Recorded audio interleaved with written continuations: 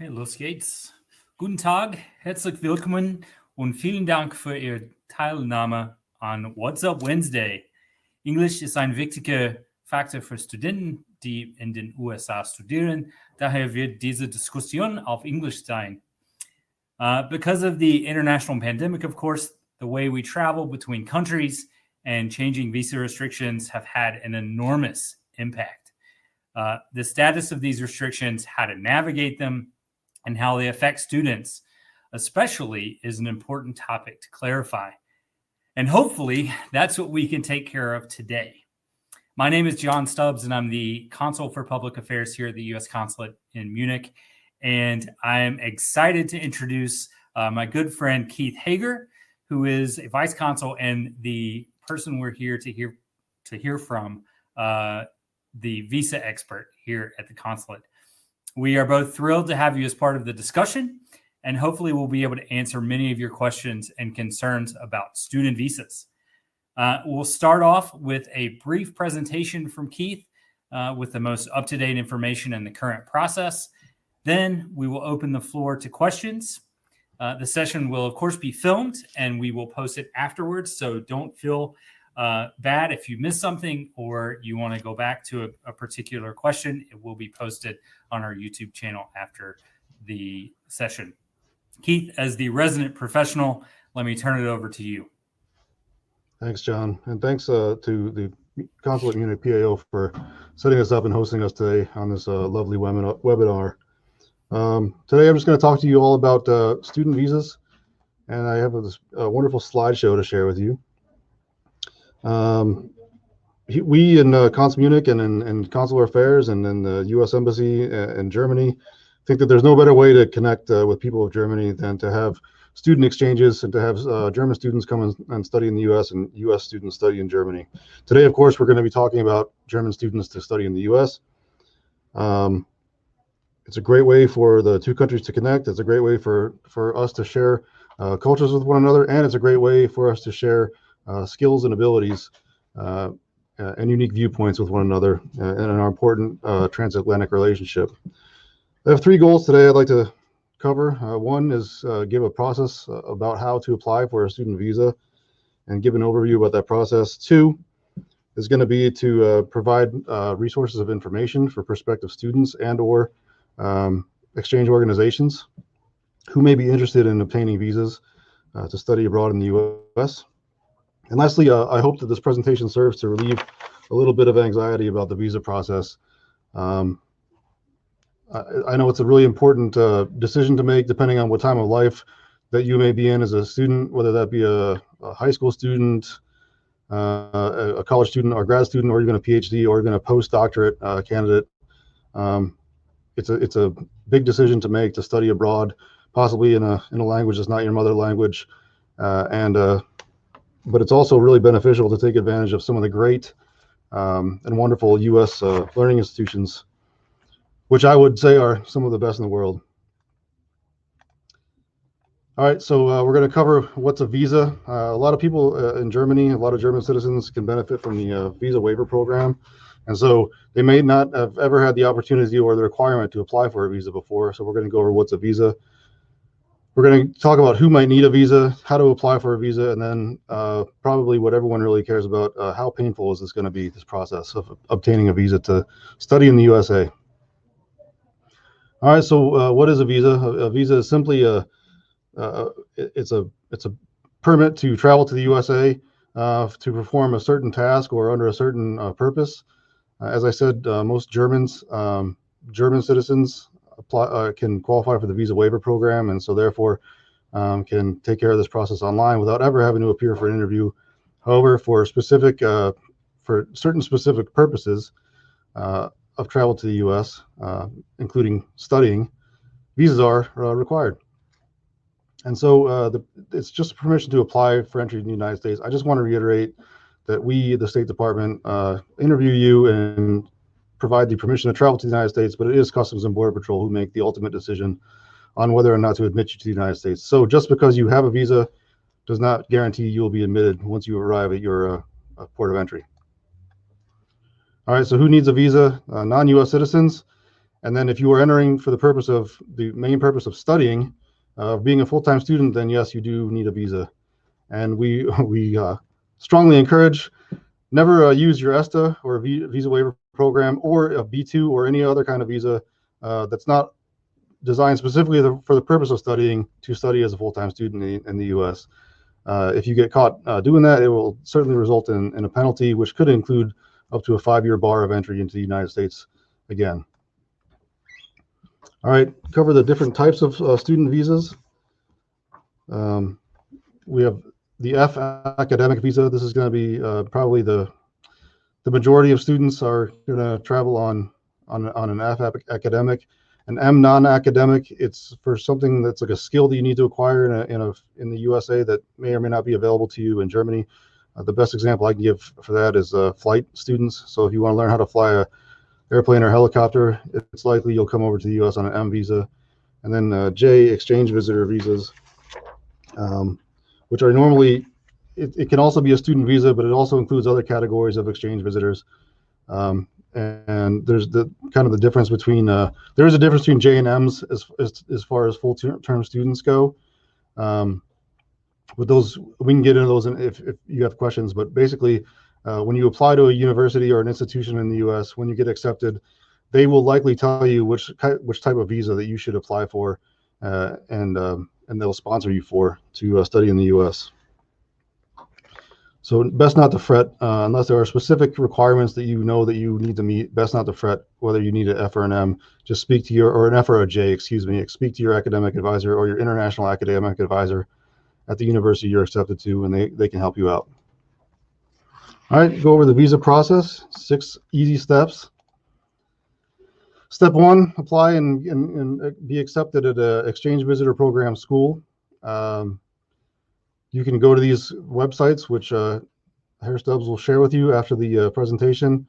I guess the key point that I would like to make is that only certain schools qualify to bring international students into the US for study, and that there's a certification process that the US government conducts to ensure that that foreign students only attend legitimate schools. And one of those ways that we do that is through the Student Exchange Visitor Program. Okay, so before you apply to any school in the US, please make sure that it's SEVP certified. And that's especially true if the school is maybe a lesser known school. So not like your Harvards and Yales, those are obviously going to be SEVP certified, but if it's a smaller school, please check and make sure. There's lots of resources available to help the application process. And the SEVP evaluates the qualifications of a school and make sure that the school is bona fide, established institution of learning, which possesses the necessary facilities, personnel, and finances to conduct an instruction in a recognized field of study. All right. Next, you're going to receive your Form I-20 or DS-19 from your school or exchange organization. There's 2 samples that are posted here. They look something like this. If you're traveling on an F or an M, you'll receive the form on the left, the I-20 form. If you're traveling on a J, you'll receive the form on the right, which is your DS 2019. Later on, we're going to go over documents to bring for your interview, but rest assured, this document is one that you will need to have for your interview, be that an I-20 or a DS 2019. All right, step 3, you can apply online for your visa using a DS-160 online non-immigrant visa application, available at seac.state.gov. Once you finish the application, you'll print it out. It'll be a 1-page piece of paper with a barcode on it, and bring that for your interview. And we're going to cover that again in a later slide. But once you will want to bring your completed, your proof of completed application form with you when you come for the interview. All right, last step 4, you're going to pay your SEVIS fee online. So the school enrolls you in SEVIS. It's your responsibility to make sure the fee is paid. We prefer that you pay it before you come to your interview. We will be able to check it once you get here. If it's not paid, we have to wait until it's paid to issue your visa. So this is just something to think about. A lot of students, not a lot of students, but I'd say the most visas that we have to put on hold is because the student has not paid the SEVIS fee yet. All right, after you've enrolled for your DS-160, you've paid your SEVIS fee, you can schedule your interview online. You can schedule your interview 120 days before your program date starts. You can find the visa information for Germany at the website that's linked there, and there's also a call center. All right, the interview dates for students are they're not that far out in the future, so you shouldn't have an issue finding an interview date before your program begins. All right, step 6, you're going to interview with a consular officer. That's, if you come to Munich, that'll be me or one of my colleagues. So I don't know, if maybe some people have never done a visa interview before, and they might be worried about what that is, and we're going to go over a little bit about what the interview is going to look like.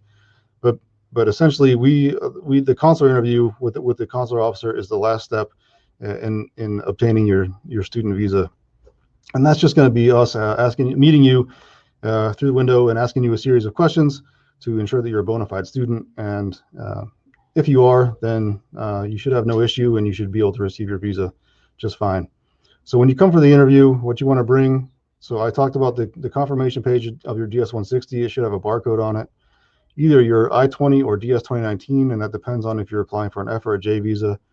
The proof of your payment to SEVIS, your SEVIS fee payment, your passport that's valid for at least 6 months, the 5x5 photograph with a white background. Also, if you are glasses wearer, you should not be wearing glasses in your passport photo, and also your head should be uncovered. And then proof of sufficient funds to pay tuition and expenses. Now, in theory, the school has vetted candidates, and the school that you've applied to and been accepted to believes that you possess sufficient funds to study as a student in the U.S. Before you come to the interview. However, sometimes it is necessary to prove again to the visa officer that you do possess the sufficient funds to cover your education. There are some slight differences in what sufficient funds means for an F versus a J visa, and we can cover that in the Q&A if it's not covered later on in this presentation. All right, so you're gonna come in to the consulate for your interview. You'll go through the security screening. You'll give some fingerprints, and then you'll speak to the consular officer. All we're going to ask you about is yourself, your plans, and your goals. There might be some other questions that come up, but basically those questions are what's generally asked. All right, so we were going to want to see that you were accepted to the school, and you can prove that through your DS-2019 or your I-20. We want to ensure that you have sufficient funds to meet your financial needs. If you're an F or an M visa holder, and that means that what I mentioned earlier, there's different qualifications for the J's and the F's and the M's. So on the F and the M on the I-120, there's actually a specific section that outlines your funds and how you're paying for your education, and so you should be prepared to explain that. All right, you need to come prepared for your course of study. So I'm not going to ask you to perform mathematical formulas at the window, but I am going to make sure that you're a decent English speaker, and that you seem qualified to study in the course of study in the major that you have outlined on your form. And then you need to present your intent to leave the U.S. at the conclusion of your approved activities. In this case, that means you're going there for a student. You may be going as a student for 3 weeks. You may be going for 4 years, even 6 years. You may be going for however long the program that you're accepted to allows you to go. But we need to be sure that you do plan to leave the United States and return to your home country upon completion of your studies, or if you ever fall out of academic status, we need to know you're coming back to your home country. All right, so the do's and don'ts. We encourage everybody to be honest first and foremost. Be honest, be forthcoming with information. We're not here to trick you and to find you disqualified, but we're just here to find out about you, who you are, what kind of person that you are. Are you indeed a legitimate student, and are you going to do what you say that you're going to do in the USA? So there's no trick questions. We're not mean people or anything like this who are trying to not let you go to the US. We really want qualified students to go to the US, and so it's in everyone's best interest that you just be honest and open and tell us the truth. All right, be yourself at the window. If you've got a unique personality, we'd like to see that at the window, and that's fine. You can be yourself. You can absolutely be yourself.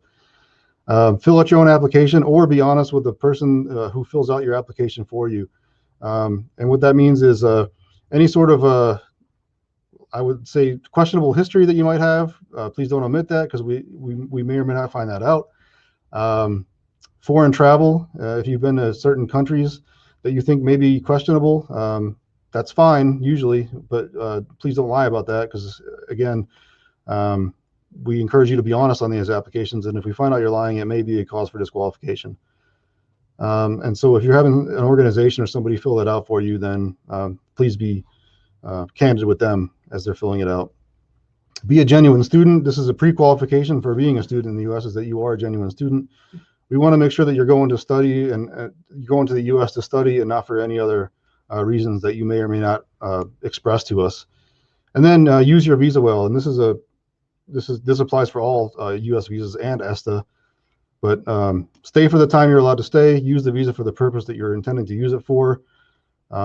Please don't commit any crimes when you're in the USA. Be a good citizen.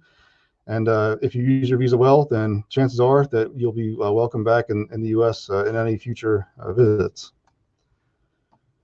All right, we're talking about arrival and departure. As an F or a J, you can arrive 30 days before the start date of your program, which is going to be listed on your I-20 or your DS 2019. So you can arrive 30 days early before your program starts. As a F visa holder, you can remain in the U.S. and you have to leave 60 days, no later than 60 days after your program ends. And as a J visa holder, you need to leave no later than 30 days after your program ends.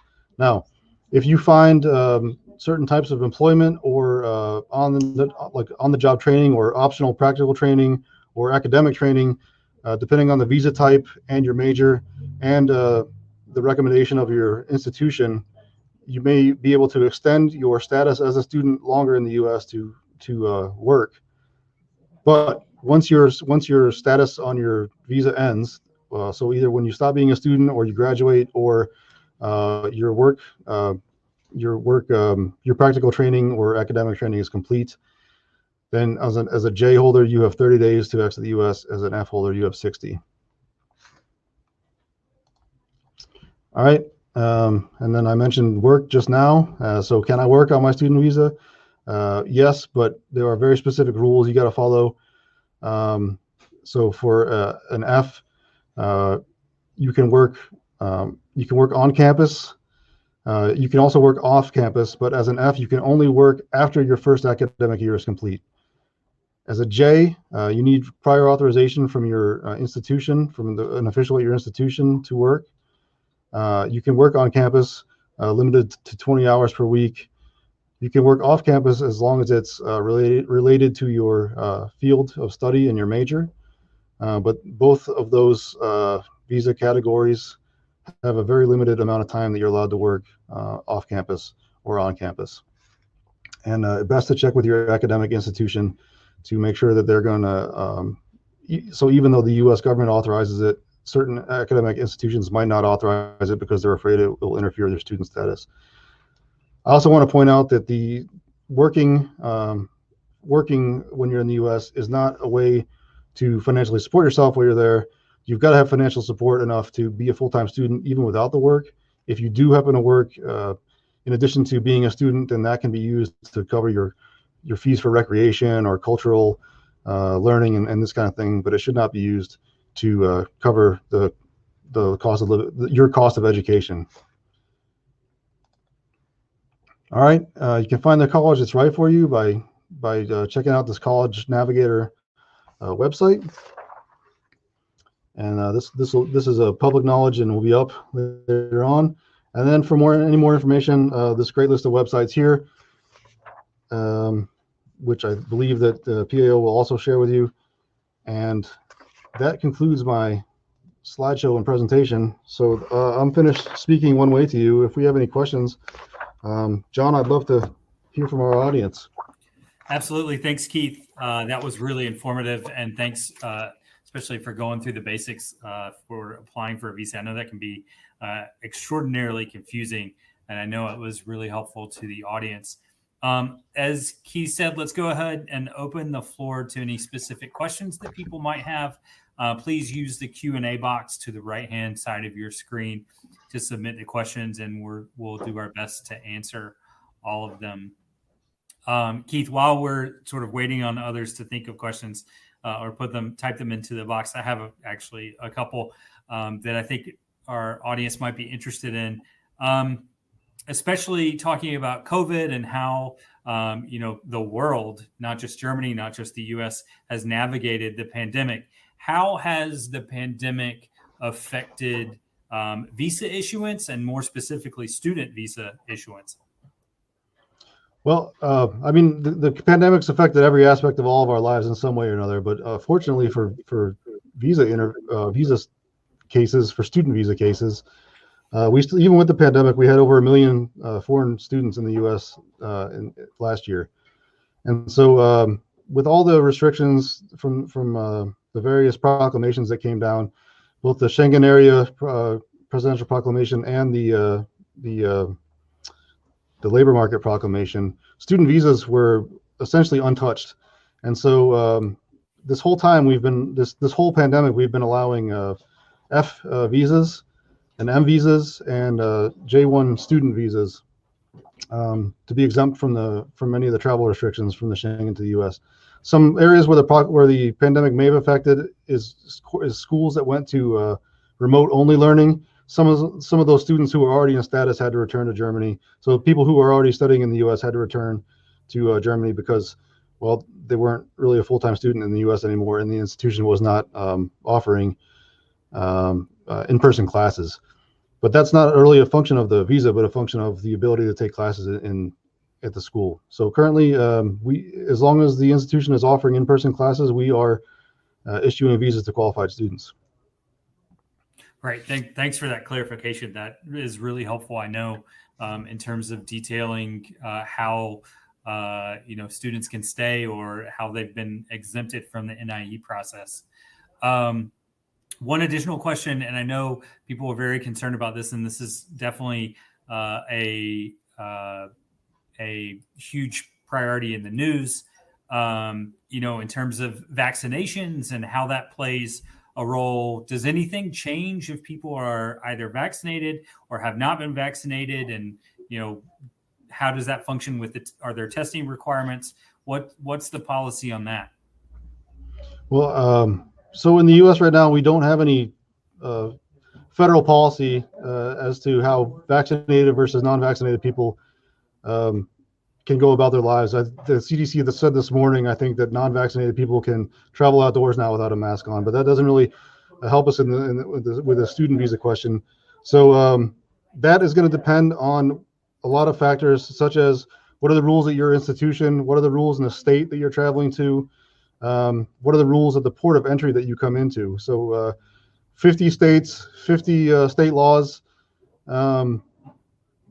over who knows how many airports that we have that you can fly into to travel to study at the U.S. So I would encourage anyone who's traveling to the U.S. to look at the regulations that apply to you specifically. So start with the airport that you're flying into. What are the regulations there? Look at the state that you're going to be studying in or traveling through. What are the regulations for those states? And then the institution itself. What are the regulations that they have in place to protect against the COVID-19 pandemic? And so that's going to be a really case-by-case and individual answer to the questions. We have a couple of questions in the chat.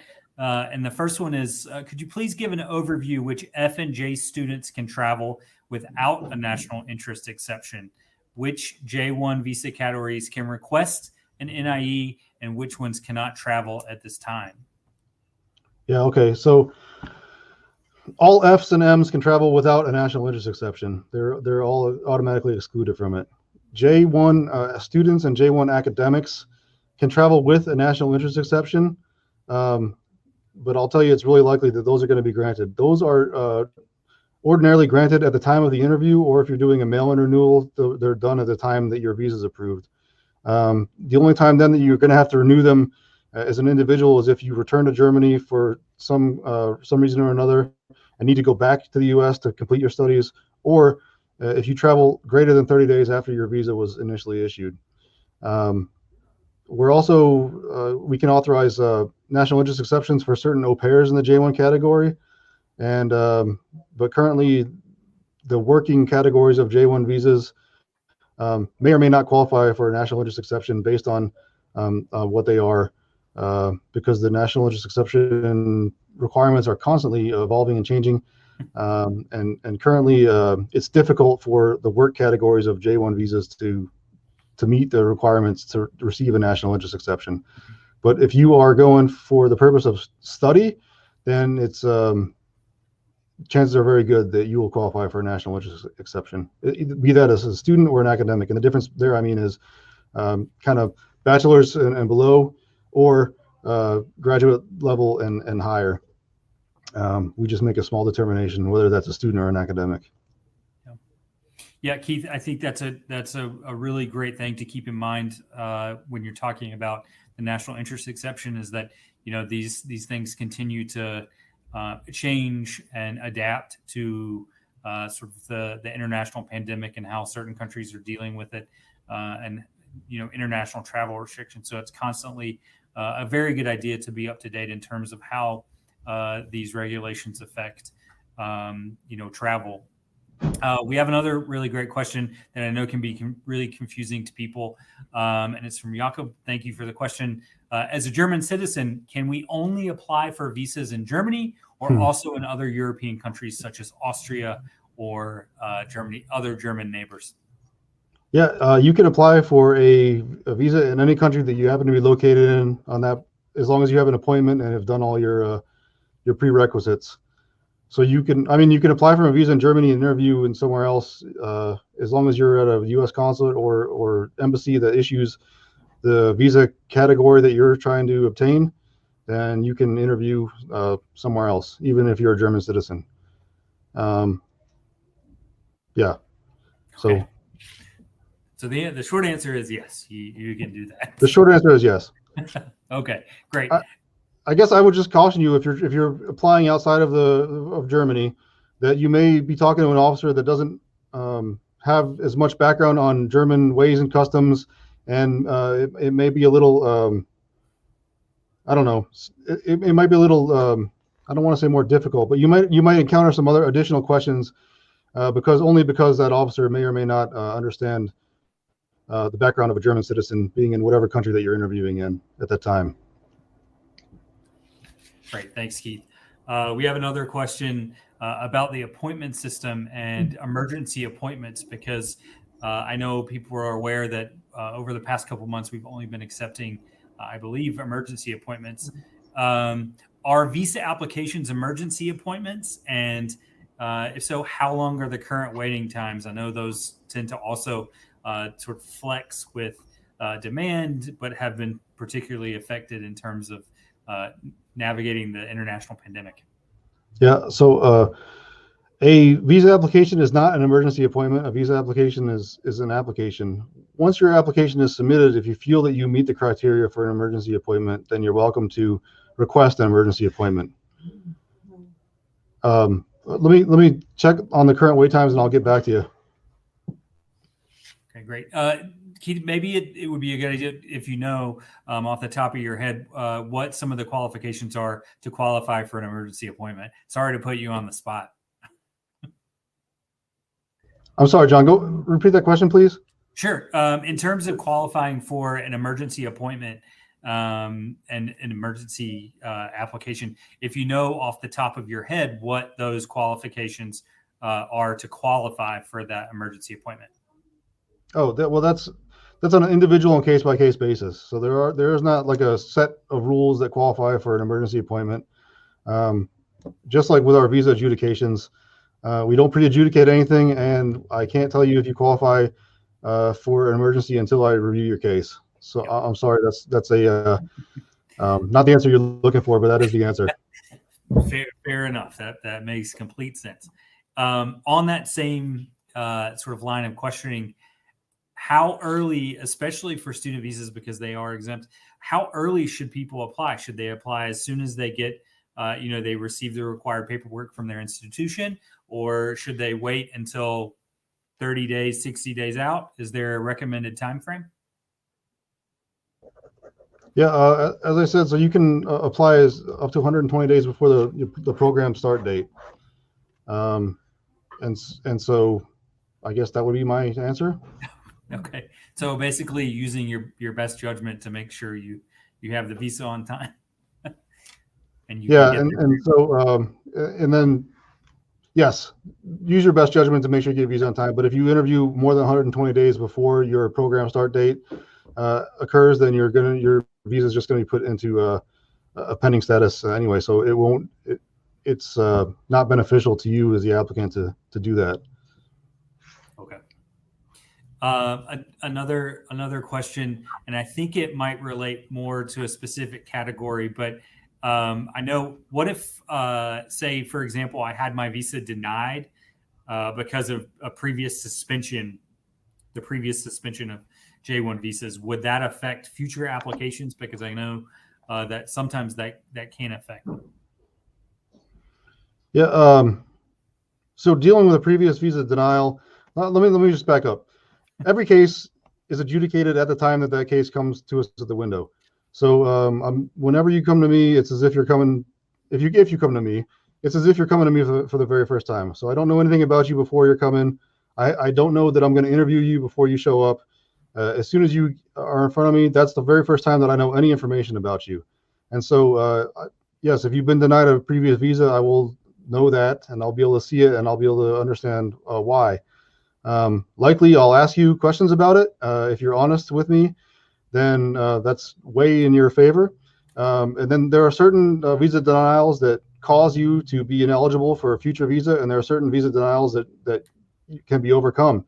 And so if something like if you've been denied, so you were denied 3 or 4 years ago, but your circumstances have changed now, and it's obvious that you're not that your situation is completely different than it was the last time that you were in front of us, and for whatever reason that you were denied is no longer a factor in your life, then chances are that if you're being honest, that we can look at the case as if it was a brand new case before us.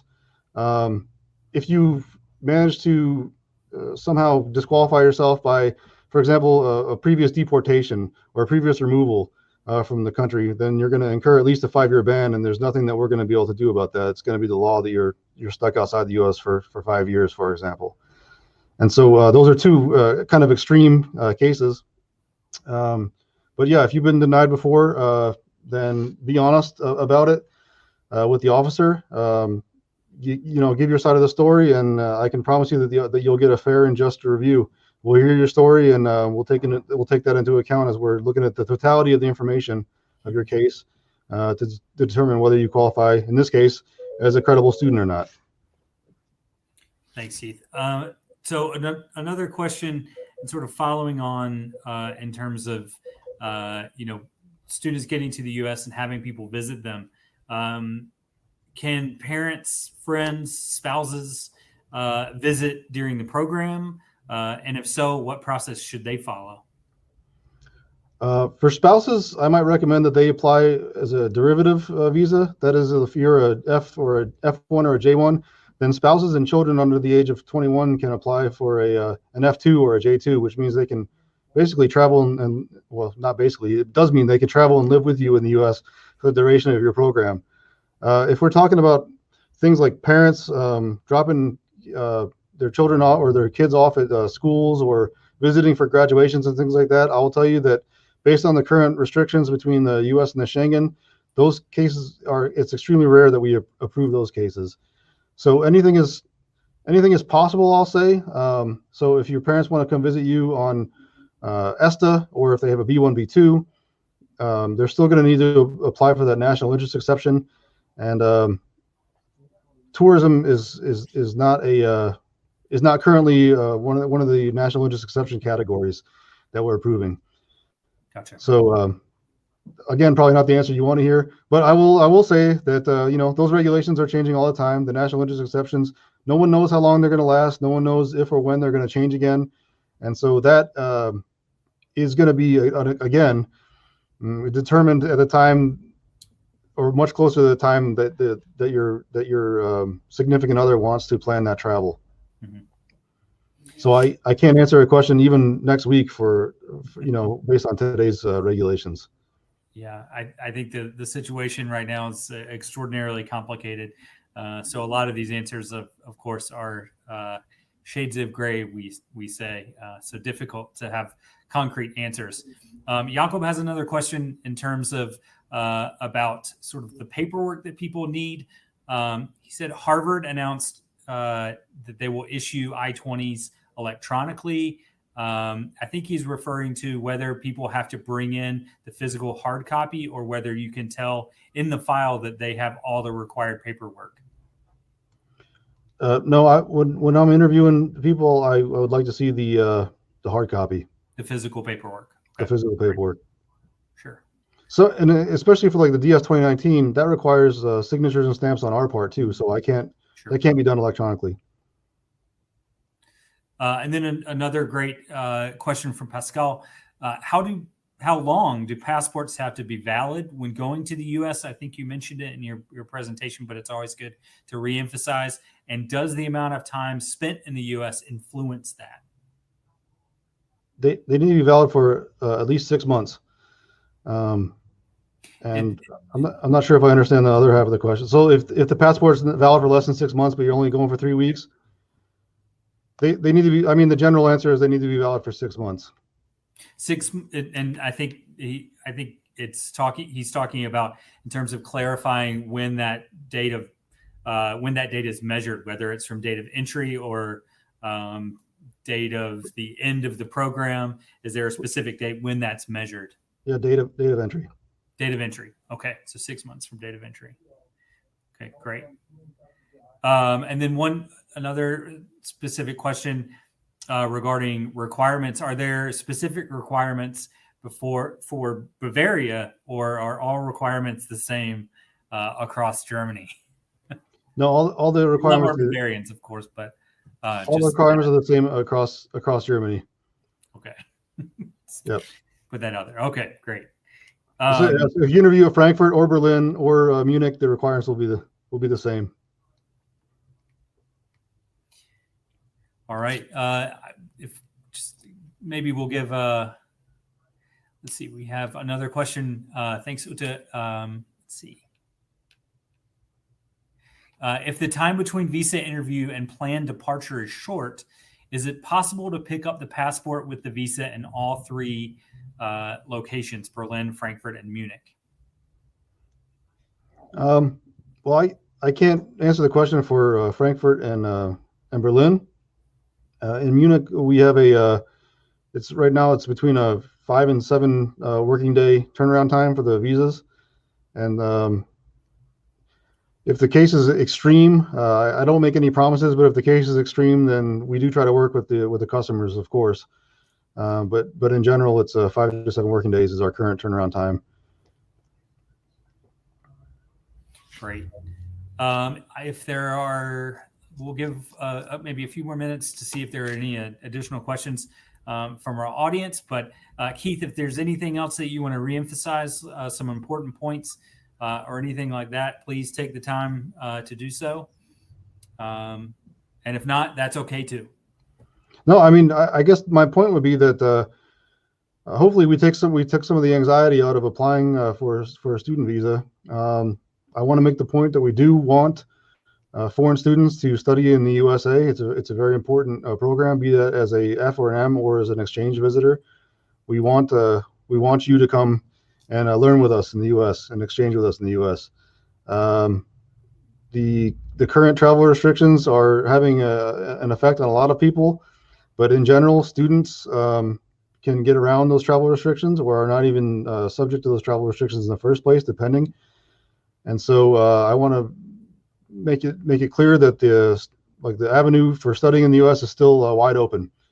And then all you got to do is work that out with your institution. I mean, it's on you to get accepted and get your paperwork done. But if you're coming to us as a credible student, a qualified credible student, then your interview should go relatively quickly and easily, and you'll be on your way to study in the U.S. before you know it. Well, I think that's a great way to end. Thank you so much, Keith Hager, for all of your expertise, for answering all of these questions and going through the basics of applying for a visa and all of the current restrictions related to student visas. I hope this has been really helpful. It's been helpful for me even to learn about everything that's going on in the current state of things. And I hope that we've answered a lot of your questions from the audience. But if we did miss a question or you weren't able to ask it, please know that this particular session will be reposted on our YouTube site for the U.S. Consulate General here in Munich. So feel free to go back through and watch it again or as many times as you'd like.